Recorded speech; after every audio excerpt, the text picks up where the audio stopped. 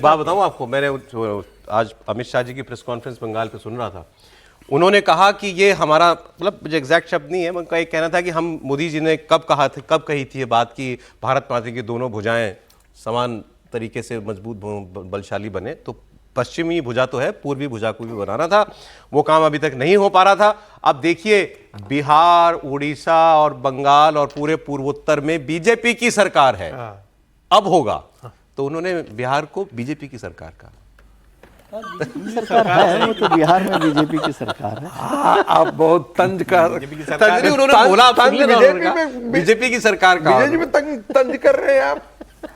नहीं, वो तो हमेशा से कहते आए बीजेपी। वो तो जब नीतीश कुमार भी सीएम थे तब भी कहते थे, तब भी यही कहता था कि बीजेपी की सरकार में नीतीश कुमार। मैं ये मानता नहीं था कि, मैं इसलिए मानता हूं क्योंकि जितनी भी नीतियां होती थी, आप चाहे जो कुछ भी कह लीजिए, नीतीश कुमार के ऑफिस से ही गुजरती थी। अब तो बिहार तो आपके डिप्टी सीएम जो भी हो भारतीय जनता पार्टी, अब तो ये सारी बहस ही बंद हो गई ना, अब तो शुद्ध रूप से बीजेपी की सरकार बन गई। बीजेपी का ही नेता मुख्यमंत्री बनेगा।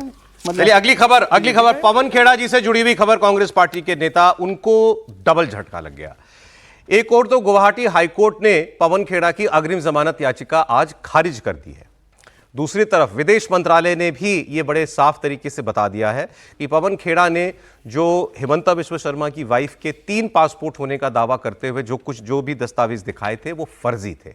असम के मुख्यमंत्री हिमंता बिश्व शर्मा की वाइफ पर की गई उनकी टिप्पणियों को लेकर ही ये मामला दर्ज हुआ था, और इससे पहले असम पुलिस दिल्ली उनके घर पहुंची थी पूछताछ करने के लिए, तब तक वो हैदराबाद चले गए थे।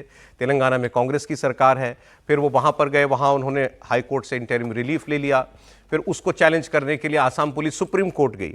सुप्रीम कोर्ट ने भी उनसे ये कहा कि आपको रिलीफ अगर लेना है तो आप गुवाहाटी हाई कोर्ट जाइए, जो उनको तेलंगाना हाई कोर्ट से रिलीफ मिला था उसको स्टे कर दिया गया।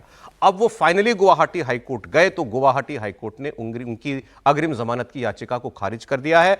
अब इसका सीधा सा मतलब ये, उनके एवेन्यूज जो है लगभग समाप्त हो गए हैं। इसके जवाब में अब वो फिर सुप्रीम कोर्ट ही आ सकते हैं, क्योंकि सुप्रीम कोर्ट ने उनसे कहा था कि पहले वहां जाइए, तो अब ये दोबारा सुप्रीम कोर्ट ही जाएंगे। इस बीच में उनकी गिरफ्तारी की संभावनाएं बढ़ गई हैं। अगर उनके वेयरअबाउट्स आसाम पुलिस को पता चले तो इसमें कोई डाउट नहीं है कि आसाम पुलिस उनको अरेस्ट कर लेगी। सर, जिस भी तरीके से ये सारा मामला बढ़ा है, क्या कहेंगे विजय जी? मुझे लगता है पवन खेड़ा जी को यदि ये जानकारी मिली थी तो उनको साफ कर देना चाहिए था कि भाई जो जानकारी मुझे मिली है, अगर वो गलत है तो मैं उसके लिए सॉरी करता हूँ। कोई पॉलिटिकल स्टेटमेंट के, मैं इसको इस तरह से नहीं देखता कि पवन खेड़ा जी इस बात को लेकर इतना आगे बढ़ जाए जब तक कि आपके पास कंफर्म नहीं हो। आरोप बड़ा था, आरोप बहुत बड़ा था, आरोप बड़ा है, तो खैर दूसरी तरफ भी बड़े आरोप वाले हैं, लेकिन वो उस पर तो अभी मामला चल नहीं रहा, उसकी चर्चा फिर किसी दिन होगी कि कौन पाकिस्तानी है कौन नहीं है। लेकिन मुझे लगता है पॉलिटिकल लीडर्स को इतना वो रखना चाहिए कि यदि ऐसे आरोप लगाए गए, या तो पहले उसको बहुत बेहतर तरीके से क्रॉस चेक किया जाए, गंभीर मसला है, और अगर उसमें भी कोई गलती हो गई हो तो खुद को सॉरी कर देने में कोई बहुत वो बात नहीं है। तो इतने सीरियस आरोप अगर लगाए जाएं तो मुझे लगता है कि जिसने लगाए हैं या जिसके खिलाफ हैं, अगर दोनों में से कोई गलत प्रूव होता है तो उस पर कार्रवाई। जिनको आप देख रहे हैं ये कार्रवाई जरूर, जो अभी महिला थी वो हेमंता जी की वाइफ है। जरूर देखिए, अगर आपने गलत आरोप लगाया तो उसके कॉन्सिक्वेंसेस तो आपको झेलने पड़ेंगे। हेमंता शर्मा इज राइट इसको यहाँ तक ले जाने में, बिल्कुल ठीक है। और जिस तरह से चुनावों से पहले सीरियस आरोप लगाए गए थे उसमें तो कॉन्सिक्वेंसेस झेलने ही पड़ेंगे आपको, और झेलने चाहिए भी। अगर आप ऐसे सीरियस आरोप लगाते हैं बिना वेरीफाई किए तो उसके कॉन्सिक्वेंसेस के लिए भी तैयार रहना। पवन खेड़ा क्या गिरफ्तार होंगे अब?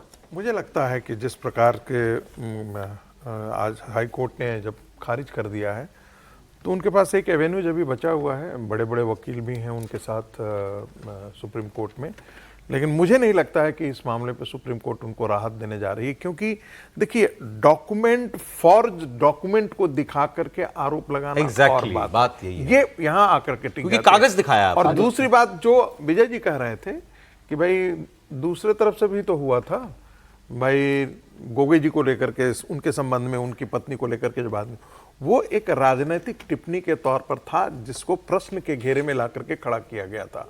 तो दोनों के बीच में अंतर है। उन्होंने कोई डॉक्यूमेंट नहीं दिखाया था, उन्होंने कहा था कि ये इतनी बार गए हैं, ये बताएं क्यों जाते हैं वहां पर, ये सब राजनीतिक तंज होते हैं। तो वो और ये दोनों केस अलग अलग हैं। मुझे लगता है, मैं विजय जी की इस बात से सहमत हूं कि एक बार जब उनको पता लग गया था कि ये चीजें गलत हैं तो एक बात आकर के सॉरी बोल देते तो मुझे लगता है कि मामला चलिए वहाँ सर, पर ठीक है। निपट अब तो जाता। देखिए आगे क्या करते हैं पवन खेड़ा और असम पुलिस।